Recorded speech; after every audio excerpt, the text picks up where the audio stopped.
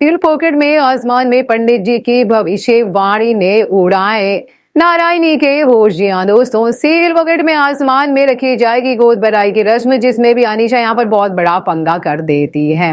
अब यहाँ पर गोद भराई की रस्म में दिग्विजय शामिल ना हो, इसके लिए वो ऐसी मीटिंग रखती है अपने वकील से, लीगल एडवाइजर से, जो कि पेपर्स बनाने के लिए उसे मजबूर कर देता है और ये सब कुछ ड्रामा उसे गोद भराई की रस्म के लिए ही करना होता है। देखने को मिलने वाला है कि यहाँ पर सभी घर वाले कहते हैं कि गोद भराई की रस्म तो होनी ही चाहिए, और यहाँ पर आनी कहती है कि मुझे लगता है कि दिग्विजय भी अपने पहले बच्चे की पहली गोद भराई की ये पहली रस्म कभी भी मिस नहीं करना चाहेगा। वहीं पर देखने को मिलने वाला है कि पंडित जी पहुंच जाते हैं और कहते हैं कि अब इस पूजा में बच्चे की माँ पापा दोनों को बैठना जरूरी है। जिसके बाद यहाँ पर जो है अनीशा, जो कि पूरी प्लानिंग कर चुकी होती है, और पिंकी भी उसके चार्जेस में शामिल होती है, कहती है कि दिग्विजय को जाना ही चाहिए, क्योंकि अब वो भाई हॉस्पिटल का चेयरमैन जो ठहरा। सभी घर वाले नहीं चाहते के बावजूद यहाँ पर पिंकी बहुत ड्रामा कर देती है, और अनीशा यहाँ पर नारायणी को मजबूरी में बिना दिल के ही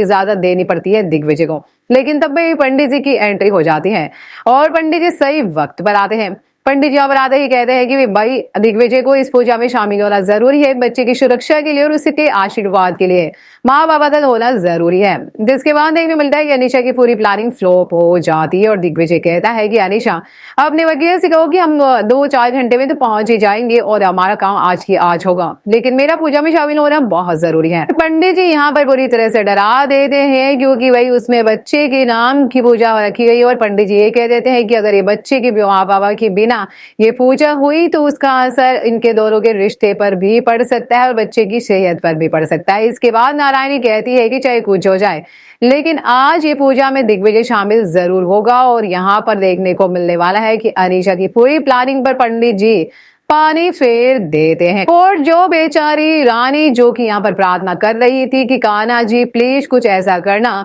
कि मेरे और दिग्विजय के बीच ही आज के लिए तो दूरियां खत्म हो जाए और हमारे बच्चे की पूजा में हम दोनों शामिल हो सके, और अनीशा की प्लानिंग फ्लॉप कर देना। तो ऐसा ही कुछ होता है कि भाई यहाँ पर जो है अनीशा की प्लानिंग सच में फ्लॉप हो जाती है। दिग्विजय पहुंचता जरूर है लीगल एडवाइजर के पास, लेकिन उससे पहले वो पूजा में शामिल होता है और यहाँ पर रानी और दिग्विजय दोनों मिलकर ये पूजा करते दिखते हैं। इसके बाद पंडित जी कहते हैं कि इन पर कितनी भी मुसीबतें क्यों ना आए, जिस तरह से आज पति पत्नी दोनों साथ इस पूजा में शामिल हुए और बहुत ही अच्छे से ये पूजा हुई है, इन दोनों के रिश्ते में कोई तो इस तरह नहीं आ पाएगा, चाहे कितनी भी कोशिश कर ले। हालांकि इन दोनों के रिश्ते में काफी मुसीबतें आ रही है, लेकिन कुछ भी हो जाए कान्हा जी की कृपा से इन दोनों का रिश्ता हमेशा बना रहेगा, और 7 जन्मों का इनका बंधन है, और ये बच्चा आते ही इन दोनों के रिश्ते में और मिठास घोल देगा, जिसको सुनकर पूरा परिवार खुश हो जाता है।